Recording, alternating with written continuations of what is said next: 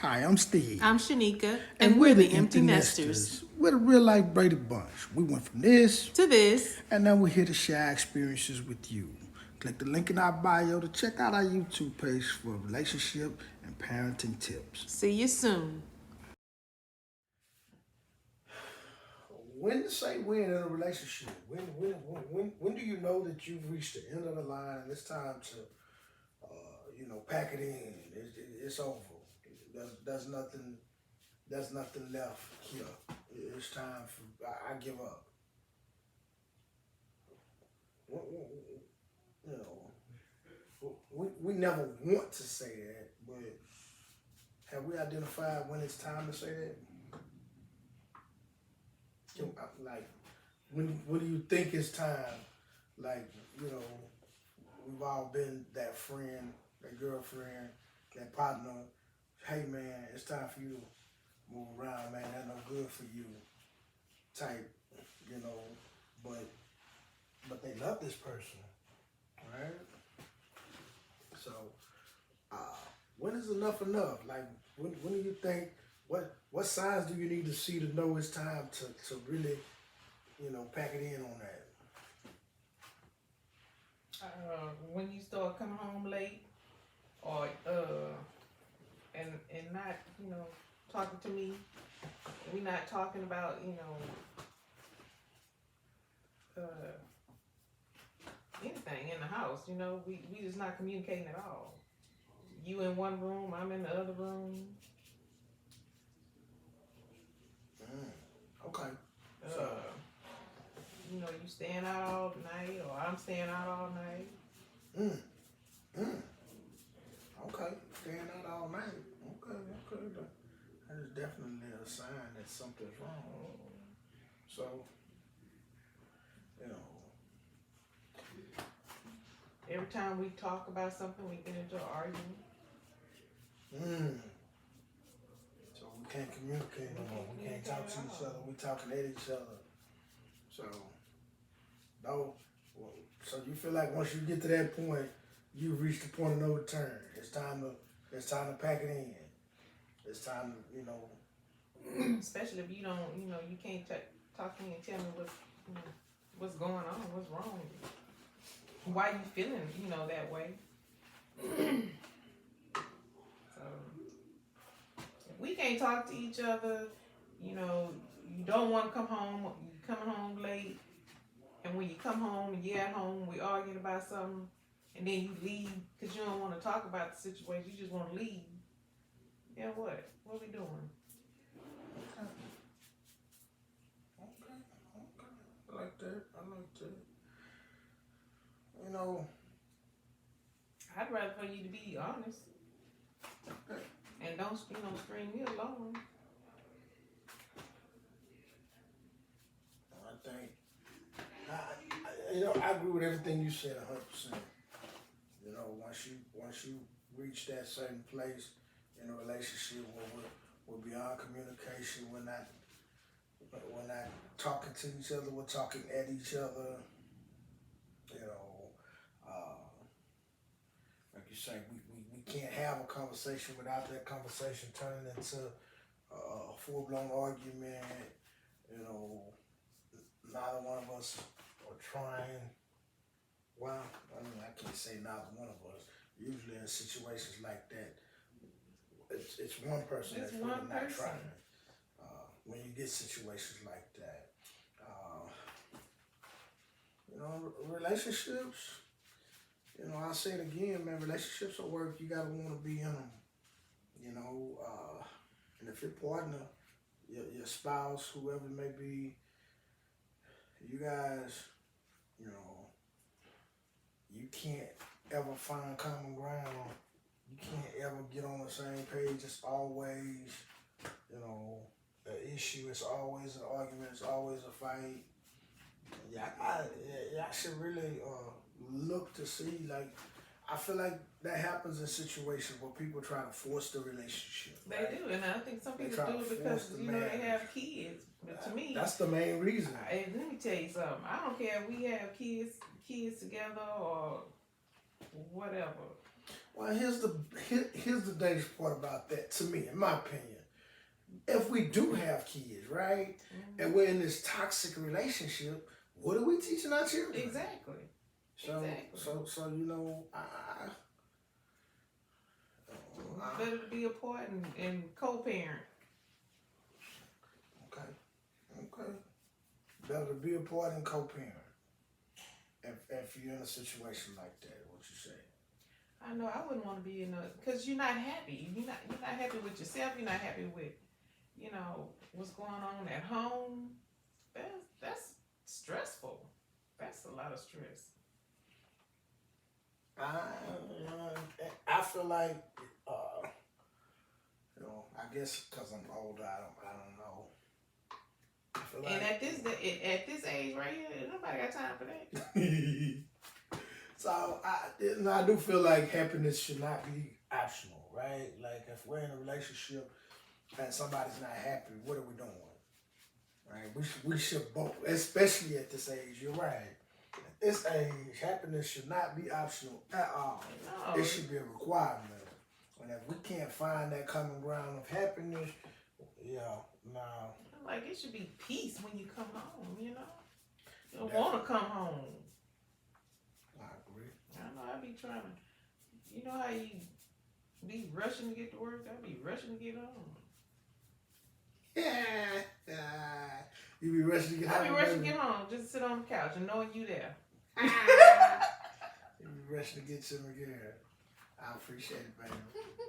I appreciate it, girl. Rush to me, girl.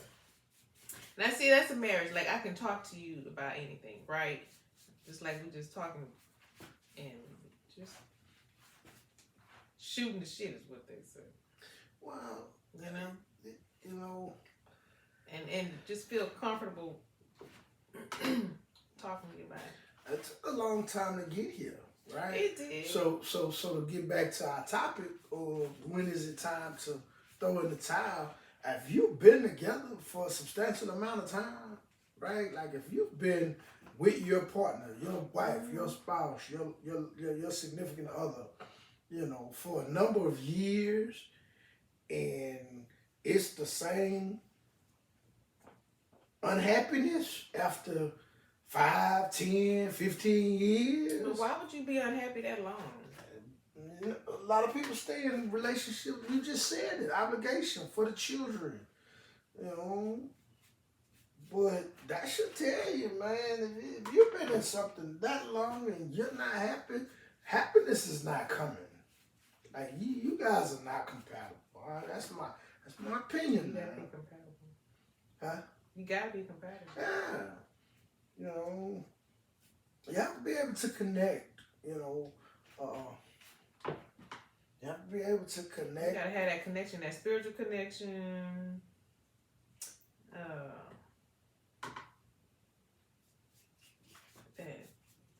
That chemistry. Definitely gotta have some form of chemistry, right? That vibe, like we vibe. Yeah, baby. Like you still turn me on. Like I want to be around you. Like I like you. Oh, okay. I'm glad. Thank you.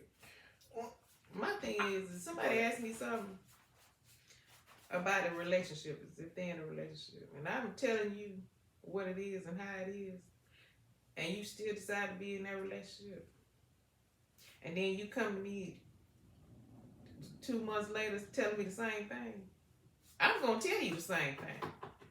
You know that what? I told you the first time. So I remember a situation, right? I was mentoring a young person. I won't, put ID on it. I was mentoring a young person, and this young person was going through it in their relationship, right? And they were young, but they had been in this relationship with this other person for a number of years, over 10 years, right? Mm-hmm. And they would come to me and they would tell me these things that this person was doing that was so hurtful to them, right? Mm-hmm. And they couldn't understand because they loved them so much. They wanted to give them every opportunity. And after all these years, you love them so much that you let them just endured, behavior from this individual that was just so not complimentary to the person that they were being for them, right? So to me, that means you loving that person more than you love yourself. Yeah, and definitely more than they love you. Yeah, it's crazy, man. When I feel like most people have made that mistake at some point in their lives. Yeah. Where you put another before you put yourself. It's a hurtful feeling, but you have your reason for having the faith in that individual. Yeah. You see something. I feel like a lot of times you see that person as who you want them to be and not as who they really are. Yeah. And so you allow yourself to put those blinders on, and those blinders make you excuse all this type of behavior that if you were looking through it through clear lenses, there's no way you would accept that kind of nonsense from anybody. All right? And of course, the rule is treat people the way you want to be treated, right? Yeah. Well, hell, make people treat you the way that you treat them as well. Yeah. Don't just let people will make you their doormat if you let them. They will take you for granted. They will use you. They will walk all over you. Yeah. They will take advantage in the relationship and make that relationship all about them if you allow them to do that, right? Yeah. And when you do, especially when you're a beautiful person, that's like like we've all had that friend, right? Yeah. That was in a relationship and you like, what do you see in this person, right? Like, look at the stuff that you're having to go through. Look at the nonsense that this individual is putting you through, right? Like what in the world is it? What are you doing, right? Like we've all had that friend, right? Yeah. And so, my advice, man, is, once you get to be my age, of course, I'm pretty sure I got more days behind me than in front of me. So every day needs to count, right? Mm-hmm. And I'm just not gonna allow myself to be devalued. I'm not gonna allow myself to be unhappy. I'm not gonna let you devalue me. I think we said the same thing. You said. I said I'm not going to allow myself to be devalued. Okay. See, there you go. You don't never be. You know what that's called? What is that called? Already listening to something. I took a training. It talked about how people be listening, but they already hear what they want to hear. They don't hear what you actually say. I gotta go back to that. I gotta refer back to that and remember how they explain that. Because you do that. You do that a lot. We had a little shop talk, huh? A little shop talk. Ain't nothing wrong with a little shop talk.